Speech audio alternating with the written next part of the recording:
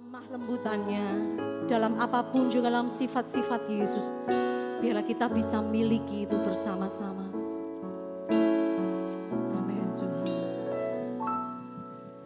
Bagaikan bejana siap dibentuk, inilah hidupku di tanganmu, dengan urapan kuasa rohmu, ku dibaharui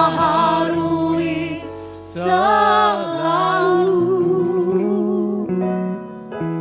Jadikan ku Allah dalam rumahmu, inilah hidupku di tanganmu, bentuklah seluruh kehendakmu, pakailah sesuai rencanamu. Yang rindu seperti Yesus, naikkan pujian ini.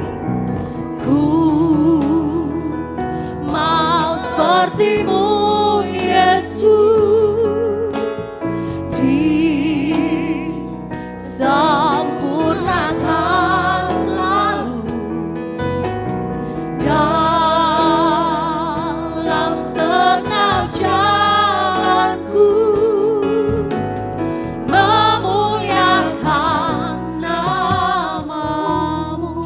Biarlah Bapak Ibu jemaat Tuhan naikkan pujian ini bagaikan bejana.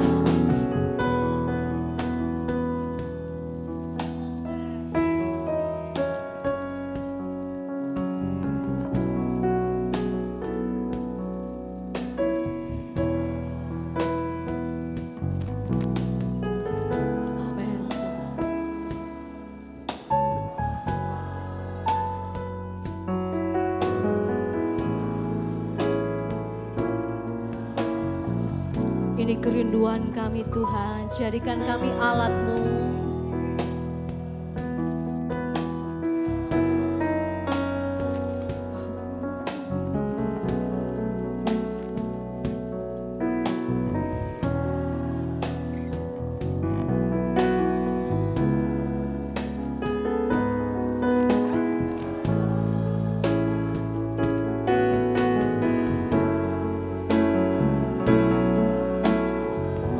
Oh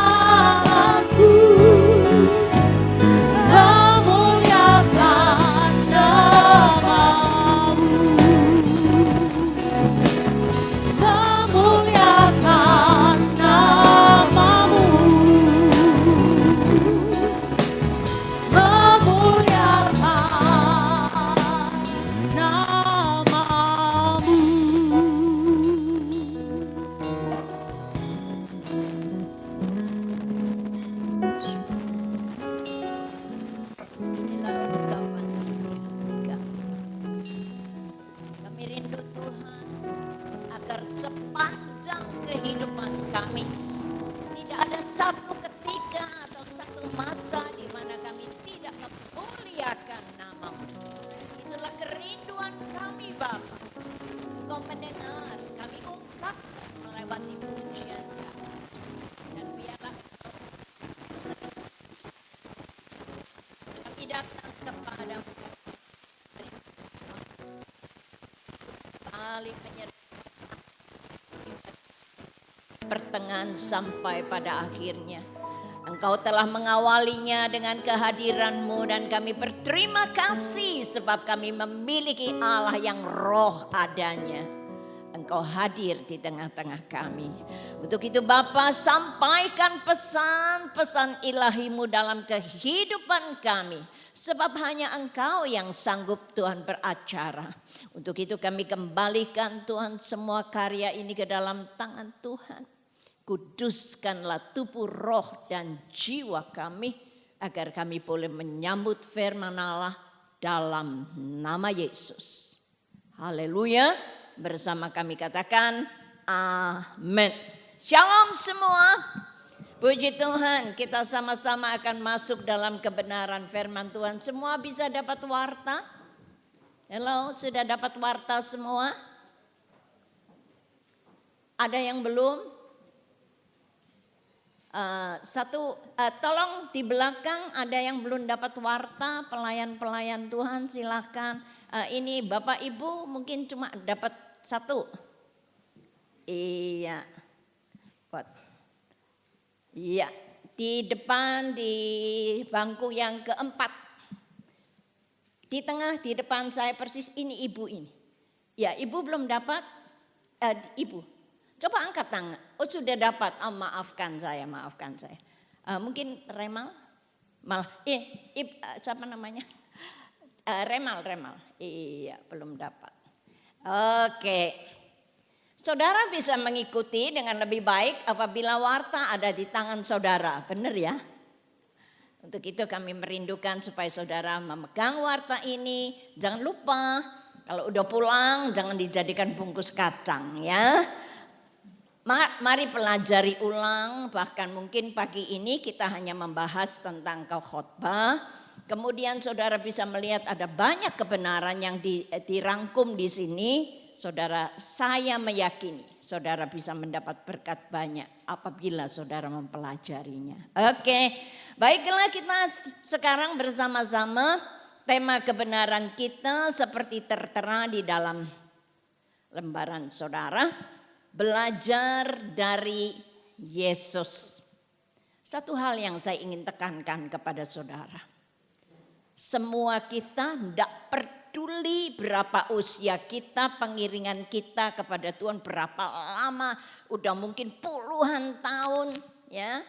Itu tidak jadi jaminan sampai saat ini kita harus belajar terus dari Tuhan Yesus. Setuju? Ya. Apabila saudara menghadapi kenyataan, lepas kenyataan hidup, saudara jangan cepat komplain dulu lah.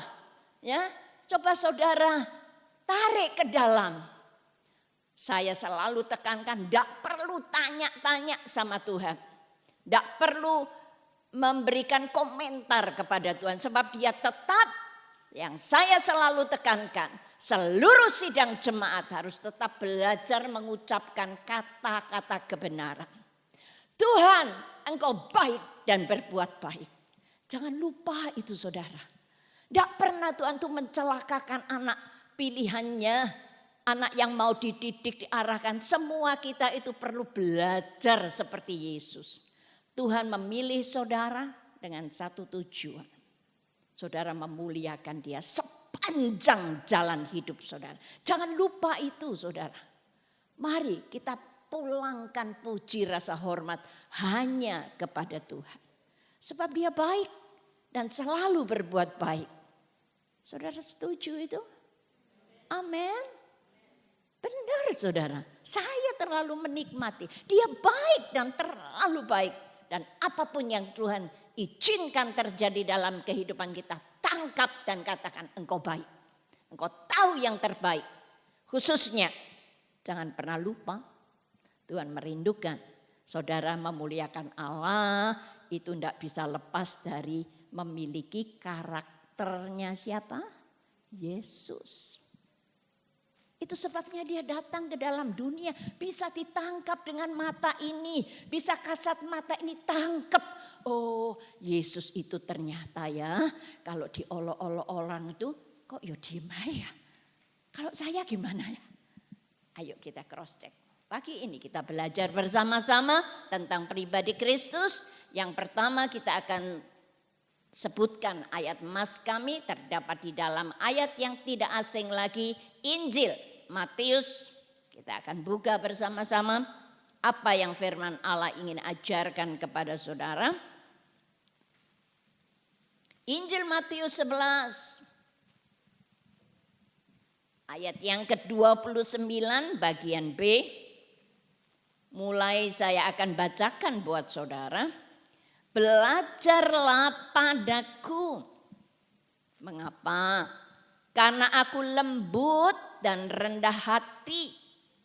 Maka kalau saudara mempraktekkan kebenaran ini, firman Tuhan memberi jaminan, saudara akan mendapat ketenangan. Banyak dicari orang ya, tidak ada di apotek. Tetapi waktu saudara datang memenuhi permintaan Tuhan, mari padaku. Tuhan tuh ngundang loh saudara. Tapi kita sibuk karepe dhewe, berasumsi macam-macam. Dan saya sampai jadi kaget tadi dari berita Bapak Warsito. Mana Pak Warsito? Boleh saya lihat tangan Anda? Terima kasih buat kehadirannya. Saudara, ini orang luar biasa yang dipercaya oleh Tuhan. Saya selalu memantau kesehatan beliau melewati putra saya. Saya bilang, tolong Pak Warsito, tolong Pak Warsito. Jangan lupa segala sesuatu yang Tuhan izinkan, itu karakter ilahi ingin dibentuk dalam pribadi kita. Betul loh saudara, jangan lupa. Kalau saudara menghadapi semua kenyataan-kenyataan, jangan pernah lupa memperkatakan kebenaran. Sebab program tujuan Allah adalah membentuk pribadi-pribadi Kristus di atas muka bumi ini, supaya dapat memuliakan Dia. Kalau kita tidak miliki pribadi Kristus, tidak bisa saudara. Ya, kalau dia hapusi orang lain, kamu iso ngapusi, aku yo iso, jok pikir kowe aku ora iso. Loh, lagi itu mau jadi kemuliaan Allah dari sisi mana? Betul ya? Yuk kita belajar sama-sama. Yang pertama dikatakan belajarlah kepadaku karena aku lemah lembut. Semua kepingin enggak jadi orang yang lemah lembut. Bukan kelemak-kelemek loh saudara. Bukan arti itu. Yuk kita lihat artinya sama-sama. Orang yang lemah lembut adalah orang yang hatinya mudah disentuh untuk kebutuhan orang lain. Saudara luar biasa. Kalau kita misalnya ya, saudara kan firman Tuhan katakan bisa tersentuh oleh kebutuhan orang lain. Misalnya saudara tahu-tahu, maaf ya, dipisui orang. Oh, motone gak ndelok ya. Misalnya seperti itu. Kemudian gimana saudara menanggapinya? Saya kalau ngelihat orang seperti itu malah saknoyo orang itu. Kasihan. Itu bukan sebab saya lebih baik dari yang lain. Satu hari saya pernah mengajak salah satu pengunjung pelayanan. Kami mengunjungi seseorang yang sakit di Malang. Dan waktu itu jujur kami belum punya kendaraan sama sekali. Ya, saya datang, saya naik kendaraan umum dengan jemaat itu. Dengan pengurus sih. Kemudian satu hari kami di ruang makan. Cik, wes hari ngene yuk mangan yuk, saya bilang itu. Terus saya ajak makan. Sementara kami menunggu pesanan kami, saudara tahu ada seorang pria, dia angkat gelas dan dia pior gitu di rumah makan itu. Saya jadi kaget semua di ruangan itu jadi kaget. Terus kemudian saudara saya bilang sama pengerjaan, kamu lihat orang itu. Dia tidak menyadari bahwa karakternya dimunculkan pada waktu dia tidak mendapat pelayanan yang baik. Saudara, mari kita dimanapun firman Tuhan katakan ada banyak saksi menyaksikan hidup saudara. Khususnya Jangan pernah lupakan 24 jam CCTV Tuhan senantiasa mengawasi langkah kita. Hati-hati. Hati-hati sidang jemaat. Ya, 24 jam mata ilahi Allah itu mengawasi setiap apa yang kita lakukan. Dan orang ini tahu saudara, setelah saya mencari tahu, ya ampun, orang ini kemudian ngomong gini. Aku iki lho panas-panas kayak gini dikei teh panas.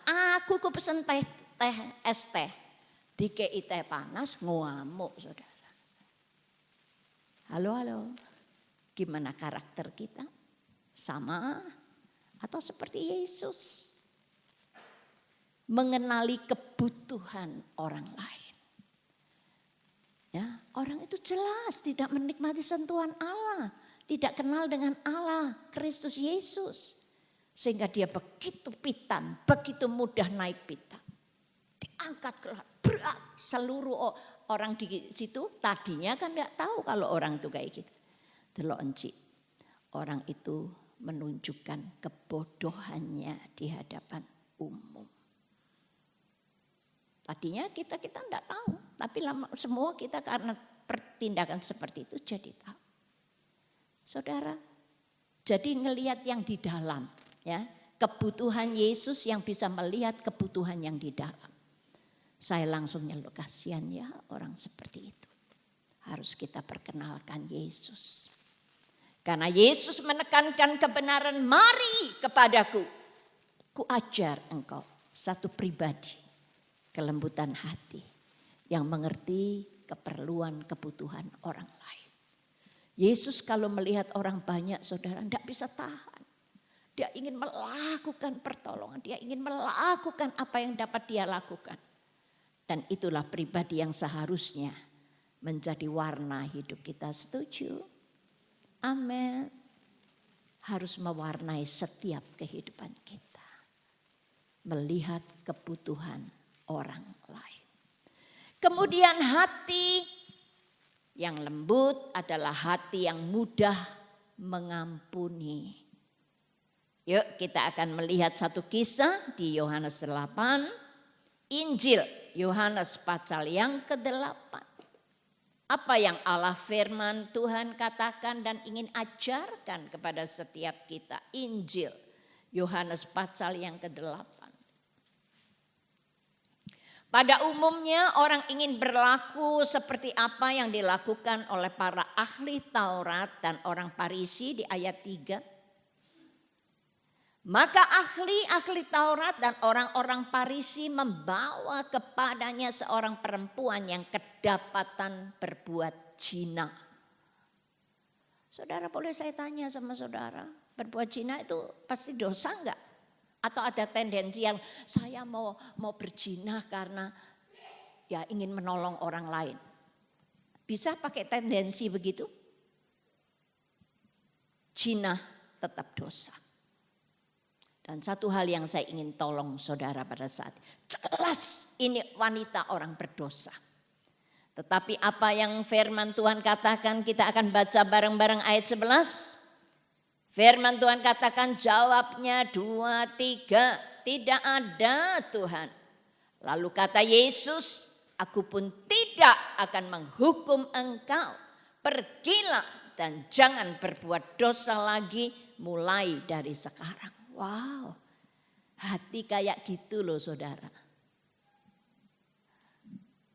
Hati yang seperti itu sedang dicari oleh Tuhan dalam kehidupan umat Allah. Allah merindukan supaya kita sekalipun kita jelas tahu orang itu berdosa, jangan disingkirkan. Peluk dia, berkati dan doakan. Karena ini firman. Yesus ajarkan. Bukan kita kompromi dengan dosa, tetapi pesan Yesus pergi. Aku juga tidak akan melakukan penghukuman kepadamu. Tetapi satu pesanku, jangan berbuat dosa lagi. Bisa menerima orang sekitar saudara seperti itu. Wow. Mari kita tolong diri kita sendiri.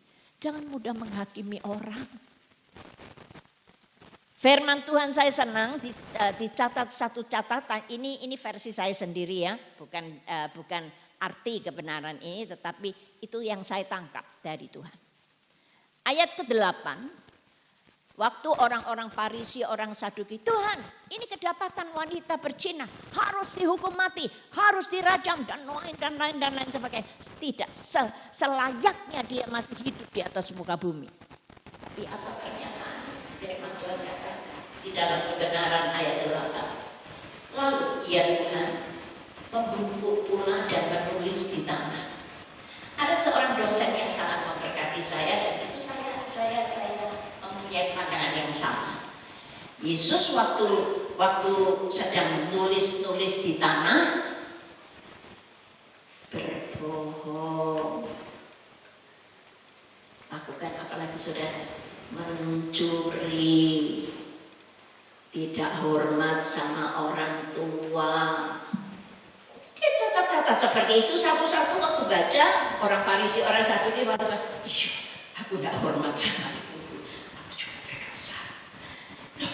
Aku juga suka bohong. Dan saya setuju dengan pandangan itu.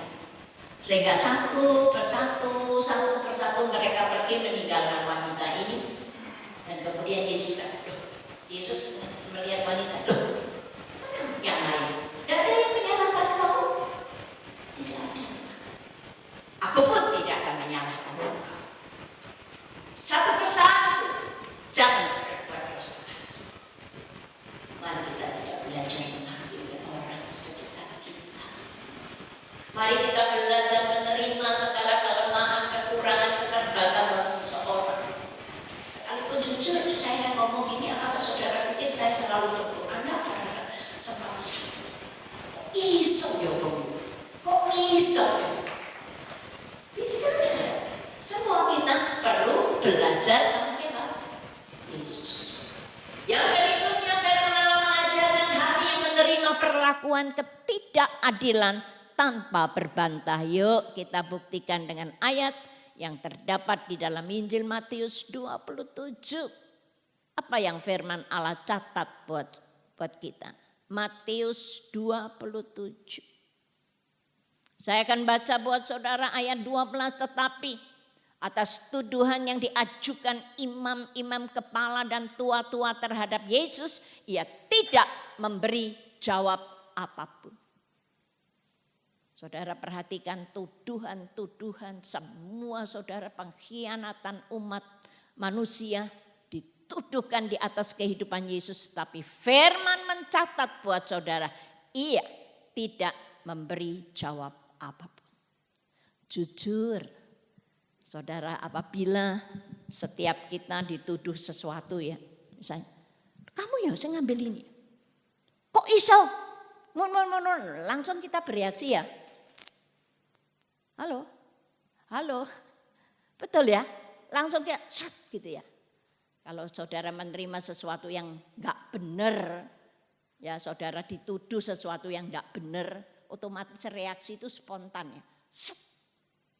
Itu wajar, sebab saudara dan saya itu manusia, kita bukan malaikat.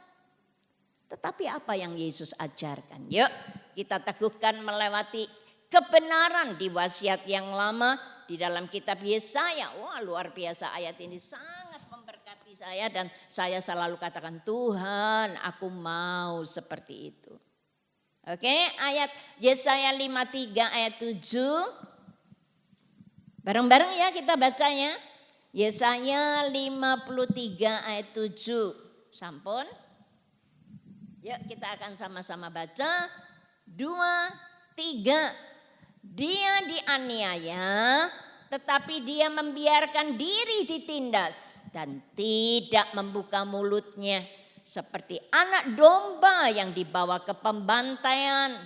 Seperti induk domba yang keluh di depan orang-orang yang mengguntingi bulunya. Ia tidak membuka mulutnya. Wow. Tidak gampang ini saudara. Tetapi bukankah pagi hari ini Yesus berkata, mari, yang bisa menolong hanya Dia. Jangan kita dengan gagah-gagahnya katakan, aku iso kok. Siapa bilang? Semua kita rapuh, saudara. Oke, kalau ada orang baik-baik saja sama saudara, ya pasti kita baik. Tapi kalau orang memperlakukan saudara tidak baik, dapatkah saudara katakan? Seperti firman Allah katakan, tidak membela diri sendiri. Katakan amin. Amin. Pribadi seperti itu yang Allah mau tanam dalam hidup saudara. Mari kita bersama-sama menikmati kebenaran ini. Yang kedua, apa yang firman Allah ajarkan, marilah kepadaku, belajarlah kepadaku karena aku lemah lembut dan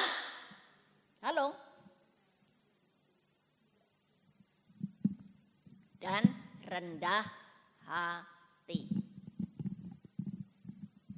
Orang pada umumnya saudara, pada umumnya, tidak usah bela diri lah. Pada umumnya orang tidak memiliki kerendahan hati dari sononya. Karena manusia sudah jatuh dalam perbuatan dosa. Kalau bisa ada kesempatan meninggikan diri, hati-hati. Itu triknya iblis. Iblis itu sombong. Iblis itu pongah. Jangan kita ikuti. Mari kita katakan sesuai dengan firman Allah. Waktu Allah Kristus Yesus, mari kepadaku. Tangkap itu saudara. Katakan dengan penuh kerinduan, aku mau datang kepadamu, tolong aku. Waduh, saya itu sering kalau nangis sama Tuhan itu kayak gitu. Tolong aku Tuhan, aku perlu engkau. Tidak bisa kita mengatasi semuanya dengan kemampuan diri kami. Kemudian firman Tuhan ajarkan kepada kami bagaimana kerendahan hati Kristus sangat dinyatakan melewati Injil Yohanes pertama. Luar biasa saudara. Dicerna dengan akal bagaimanapun juga kita tidak bisa menemukan mengapa ini harus terjadi. Firman Tuhan katakan di dalam Injil Yohanes 1 ayat 14, tetapi firman itu telah menjadi manusia dan diam di antara kita dan kita telah melihat kemuliaannya. Sampai di situ saja. Saudara, kenapa Allah mau turun di atas muka bumi? Karena dia sangat mengasihi saudara sebagai manusia ciptaannya. Dia sangat mengasihi kita. Jangan pernah meragukan cinta Tuhan. Katakan amin. Jangan pernah. Sekalipun apapun terjadi dalam hidup saudara, tetap katakan engkau baik Tuhan. Sebab dia sudah karuniakan hidupnya melewati putranya Yesus Kristus Tuhan. Sampai bayangkan saudara, kemuliaan yang nyata digambarkan dengan begitu jelas manusia yang mendapat pewahyuan untuk menikmati keindahan, kedahsyatan, keluar biasaan surga adalah Rasul Yohanes. Kalau saudara ingin tahu surga, buka aja di dalam kitab Wahyu, pelajari kitab Wahyu. Jalannya saja dari emas, wow kalau sekarang ditempel-tempel di cincin, betul tak? Kalau bisa pakai kalung yang gelondong gini saudara, biar orang tahu saya orang kaya. Ngapain? Nanti itu loh kita injek-injek di surga. Amin. Karena lantainya dari emas. Pintu gerbangnya dari mutiara, dari permata-permata yasip, samrud, sardis. Aduh macam-macam. Kalau saudara rindu untuk menikmati itu, baca pelajari dalam kitab Wahyu. Tetapi firman mencatat kerendahan hatinya membuktikan dia rela turun di atas muka bumi. Mengapa? Karena dia terlalu cinta sama saudara. Saya harap saudara tidak meragukan. Khususnya kalau kita selalu memperingati. Saudara perlu jangan menjadi satu kebiasaan untuk kita melaksanakan perjamuan kudus. Ini bukan sesuatu tradisi yang harus kita jalankan atau acara gereja. Bukan. Tetapi kita mau ingat Yesus sudah sangat mengasihi saudara. Dan ini buktinya. Apa tulisan firman Allah? Firman Allah mengatakan di dalam 1 Korintus dikatakan. Supaya kita itu memperingati kasih. Supaya enggak lali. Soalnya banyak jujur saudara, manusia itu lebih gampang mudah lupa. Lali. Kalau Yesus itu kalau mengizinkan saudara menikmati peningkatan dalam hidup, mungkin pekerjaanlah dalam semua karya-karya yang saudara lakukan. Jangan pernah lupa. Kalau saudara sampai hari ini dari satu perusahaan masih dipercaya untuk bekerja, itu karunia. Kebaikan Tuhan, kasih Tuhan. Jangan pernah lupa itu, jangan bangga-bangga. Yo karena aku lo rajin, aku lah setia, aku jujur. Yo bosku terus pakai aku. Siapa bilang saudara? Kalau Tuhan tuh mau merendahkan kita, 1 menit, 1 detik kalau saya boleh katakan. Menit kesuwen. Dia mau mengangkat kita 1 detik. Seperti balik tangan. Itu Allah. Tetapi dia siap membuktikan kasihnya dengan mati di atas kayu salib. Kemudian lebih lanjut kita akan melihat kebenaran berikutnya. Luar biasa di Lukas 2. Injil Lukas pasal 2. Saya akan tolong saudara untuk hal ini. Firman Allah katakan di dalam kebenarannya Lukas yang pasal yang kedua ayat 7 bagian B. Dan dibaringkannya di dalam palungan karena tidak ada tempat bagi mereka di rumah penginapan. Saudara, waktu saya teliti ayat-ayat ini, aduh luar biasa.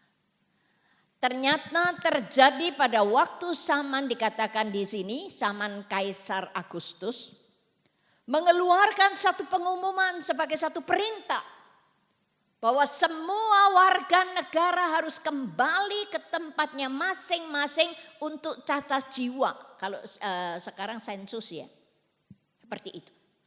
Perhatikan yang sangat menarik hati saya, ayat 2. Inilah pendaftaran yang pertama kali. Tidak pernah seumur-umur ada pencacahan jiwa.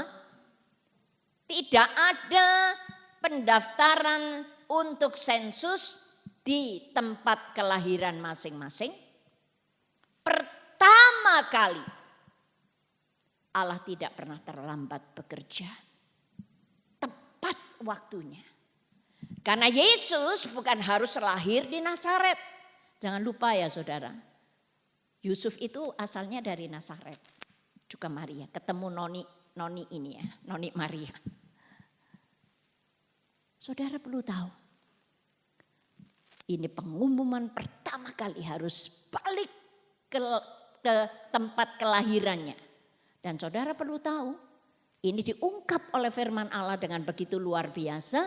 Dikatakan, maka demikianlah juga Yusuf pergi dari Nazaret di Galilea ke Yudea ke kota Daud yang bernama Bethlehem. Untuk apa?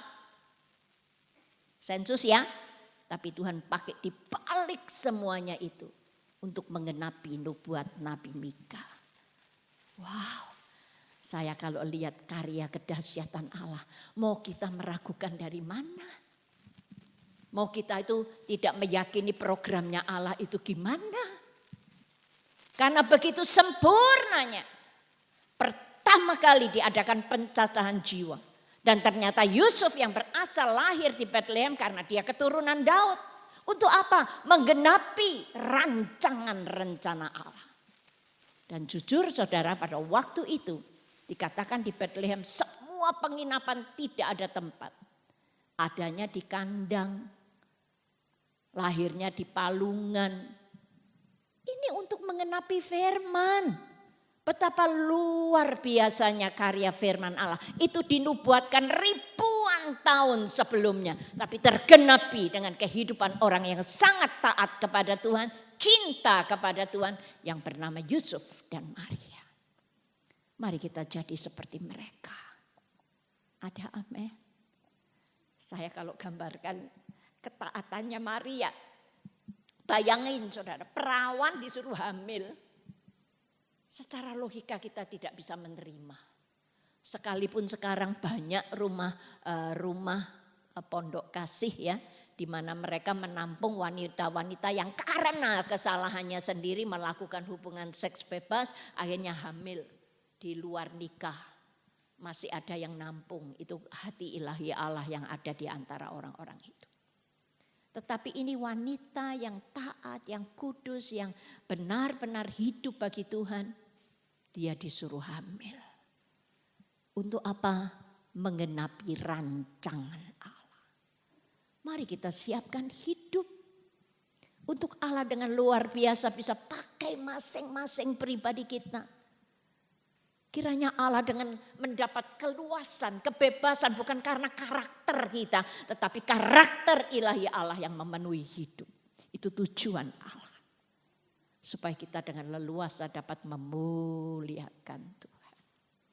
Oke, masuk dalam kebenaran berikutnya. Firman Tuhan katakan di dalam kebenarannya ini bukan sebuah atraksi ya, atau aktivitas. Tetapi satu hal yang saudara perlu tahu. Yesus rindu memberi teladan buat setiap kita. Di dalam Injil Yohanes 13. Yuk kita lihat bersama-sama apa yang Yesus ingin ajarkan waktu dia menyerukan. Mari kepadaku. Karena aku rendah hati. Dan Yesus menyatakan ini dalam sepanjang kehidupannya. Kita akan coba perhatikan bersama-sama di dalam Injil Yohanes 13. Saya akan tolong baca buat saudara. Ayat 14 dan ayat 15 kita sama-sama. Firman Tuhan katakan, jadi jikalau aku membasuh kakimu, aku adalah Tuhan dan gurumu. Maka kamu pun wajib membasuh kakimu. Sama-sama. Sebab aku telah memberikan suatu teladan kepada kamu. Supaya apa? Kamu juga berbuat sama seperti yang telah kuperbuat kepada. Ini sering kami lakukan. Di dalam waktu kami melaksanakan pelayanan kampung sekolah minggu. Para pengajar-pengajar tidak peduli itu jabatannya apa, gelarnya apa.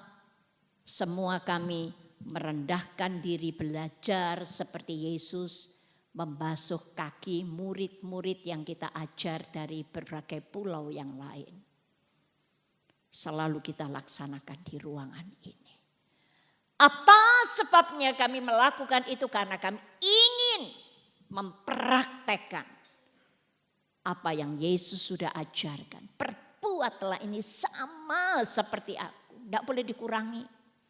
Tidak boleh membasuh kaki orang kemudian dengan gerundel. Kita lakukan semua dan itu suasana yang bagus sekali. Waktu acara kampung sekolah minggu. Mari kita belajar. Karena Yesus sudah berani mengundang kepada saudara. Mari kepadaku dan aku sudah membuktikan diriku. Aku merendahkan diri. Bayangkan saudara guru loh. Ya, dia Allah. Secara panggilan dia dipanggil rabi, guru. Tetapi firman Allah menolong kepada saudara dan saya. Dialah Allah dan Tuhan. Siap untuk membasuh kaki murid-muridnya. Teladani itu. Kemudian bersama-sama kita akan melihat kebenaran yang didapatkan di dalam kebenaran yang terakhir pada lembaran ini. Kristus merendahkan diri sampai mati di atas kayu salib. Kita akan coba memperhatikan apa yang firman Allah beritahu kepada saudara di dalam kebenarannya. Lukas 23. Kita akan baca ayat 21. Sama-sama kita baca. Lukas 23 ayat 21. Firman Tuhan katakan 23, tetapi mereka berteriak membalasnya katanya, salibkan dia, salibkan dia. Saudara, kematian di atas kayu salib adalah kematian yang paling hina. Karena itu kematian untuk penjahat, perampok, pembunuh, penganiaya, pemerkosa dan semuanya itu. Tetapi firman mencatat Yesus merelakan dirinya untuk mati di atas kayu salib. Mengapa? Firman Tuhan memberi pertolongan kepada saudara dan saya sebagai ayatnya yang terakhir. Kita akan coba bersama-sama melihat di dalam 1 Petrus pasal yang kedua. Firman Tuhan katakan di dalam kebenaran ini. Saya akan baca 1 Petrus pasal 2 ayat 21 bagian terakhir untuk saudara. Dan karena Kristus pun telah menderita untuk kamu dan telah meninggalkan teladan bagimu supaya saudara dan saya mengikuti jejak. Katakan amin. Kita tunduk di hadirat Allah. Nyanyikan itu pujian sebagai kerinduan kami bersama-sama. Saya undang kita akan bangkit berdiri, merendahkan diri sejenak di hadapan Tuhan. Memenuhi undangan Tuhan, mari kepadaku. Dia undang semua kita tanpa perkecualian. Dia gak pernah pilih-pilih orang. Semua kita mendapat undangan yang sama. Mari kepadaku. Kita akan datang dengan pujian, ku mau sepertimu Yesus. Saya undang kita berdiri sama-sama.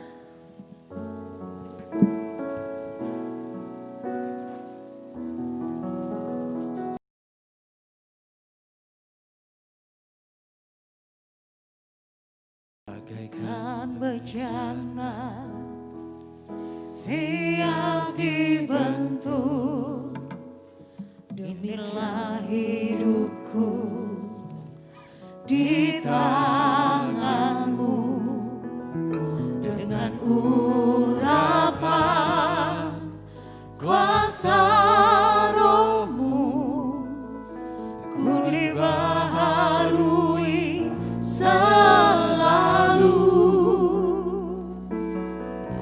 Jadikan ku Allah dalam rumahmu, inilah hidupku di tanganmu.